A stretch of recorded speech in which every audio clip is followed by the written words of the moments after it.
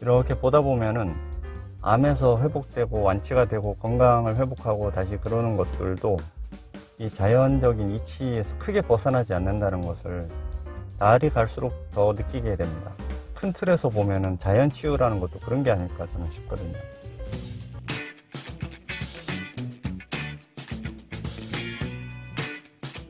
안녕하세요. 잔이생활 건강입니다. 이제 5월달밖에 안 됐는데 낮에는 날씨가 너무 덥네요. 제 어린 시절에 비해서 많이 더워졌어요. 5월달이. 지금 이 시기면은 이제 농촌에서 모내기는 다 끝냈겠죠. 저는 어릴 때 시골에서 자라가지고 모내기에 대한 추억이 많은데 저는 좀 안 좋은 추억밖에 없습니다. 왜냐면은 학교를 걸어서 1시간씩 통학을 했었는데 초중 고등학교를 겨울에 농번기 때는 논밭을 가로질러서 갈 수가 있었거든요. 다 수확이 끝나고. 그래서 훨씬 빨리 갈 수 있었습니다. 거의 절반 시간으로. 그런데 이제 모내기가 시작되고 나면 그게 안 되니까 읍내 나가는데 신장로 따라서 이렇게 가야 되는 그 시간이 훨씬 더 걸리고 그런 게 싫어서 모내기가 저는 싫었습니다. 그 모내기 얘기를 왜 갑자기 하냐면은 모내기를 이렇게 옆에서 보면 제일 신기했던 게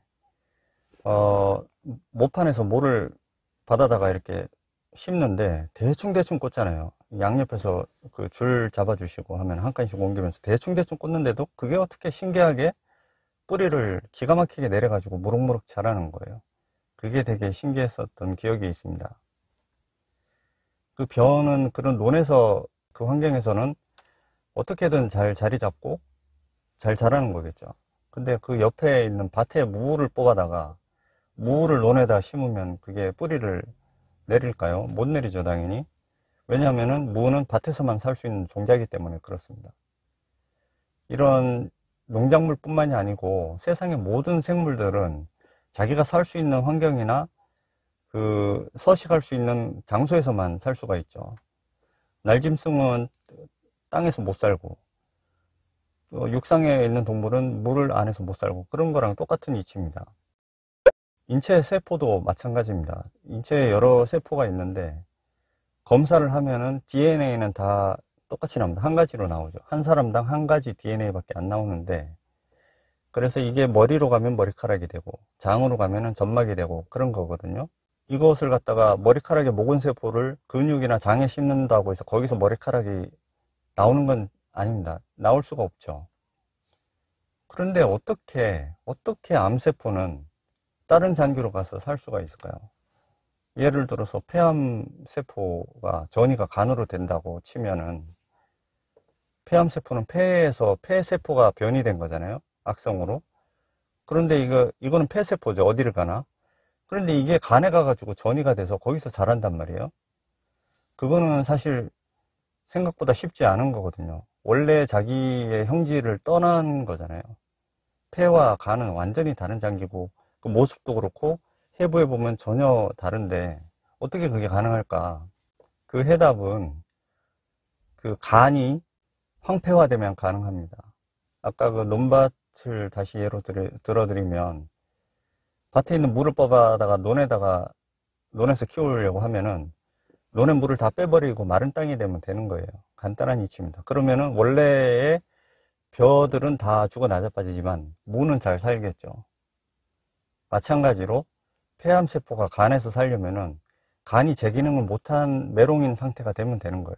환자분들이 암 진단을 받고 항암을 시작하셔가지고 열심히 항암을 하시는데 그 와중에도 막 암이 커지거나 다른 장기로 전이되는 이유는 제 생각에는 그 전이된 장기의 기능이 형편없이 낮아졌거나 아니면은 그 항암의 독성 때문에 원래 인체가 가지고 있는 건강한 그 면역력, 자기 방어력 이런 것이 다 무장 해제가 됐기 때문에 암세포가 자기가 속한 조직이 아닌 막 여기저기 떠돌면서 황무지가 된 신체를 돌다가 그냥 어느 곳에 정착하는 거라고 저는 그렇게 생각을 하거든요.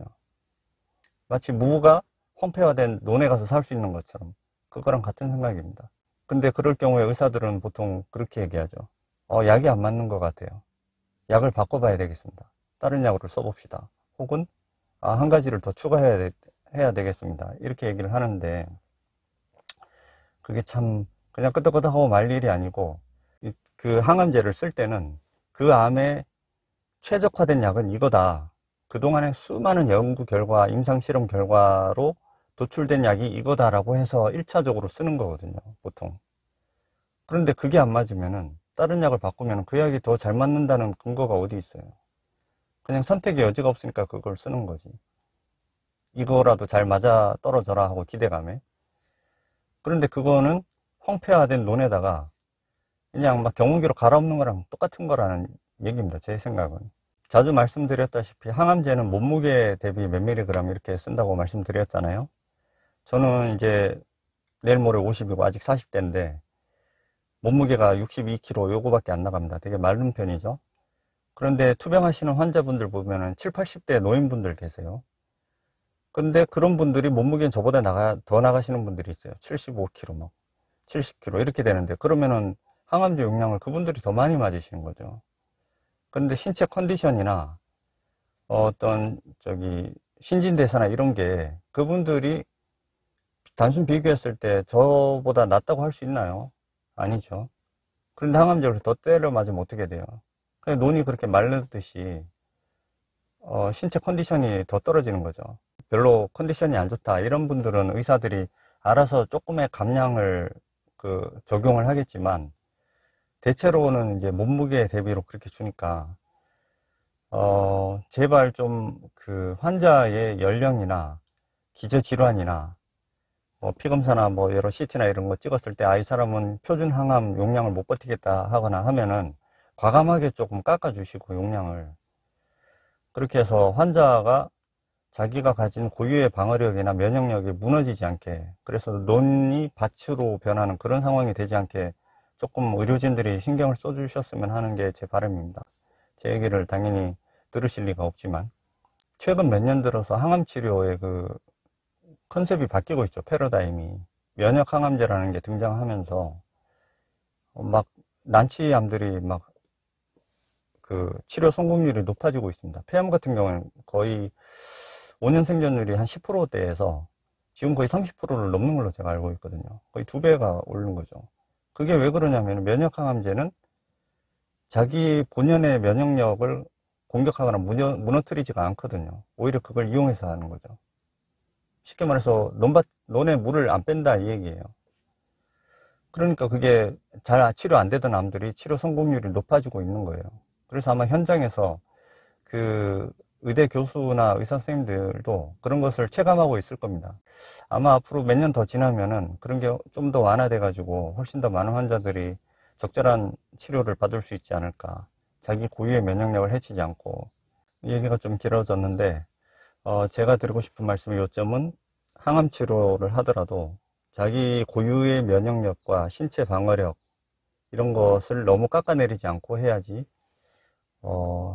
그나마 다시 체력을 회복할 수 있고 나중에 완치가 될 수 있는 가능성이 더 높아진다. 물을 완전히 빼지 말아야 말라가던 벼도 다시 살 수가 있다. 그 얘기입니다. 외부에서 침입한 암세포, 외부 밭에서 뽑아온 무가 논바닥에 뿌리 내리지 않고 썩어 없어질 수 있도록 논의 물을 100% 빼지 말자. 이 얘기입니다. 너무 추상적인가요? 이렇게 보다 보면은 암에서 회복되고 완치가 되고 건강을 회복하고 다시 그러는 것들도 이 자연적인 이치에서 크게 벗어나지 않는다는 것을 날이 갈수록 더 느끼게 됩니다. 큰 틀에서 보면은 자연치유라는 것도 그런 게 아닐까 저는 싶거든요. 아무튼 다들 건강을 회복하시고 그런 날이 오기를 기도드리면서 오늘은 마치겠습니다. 감사합니다.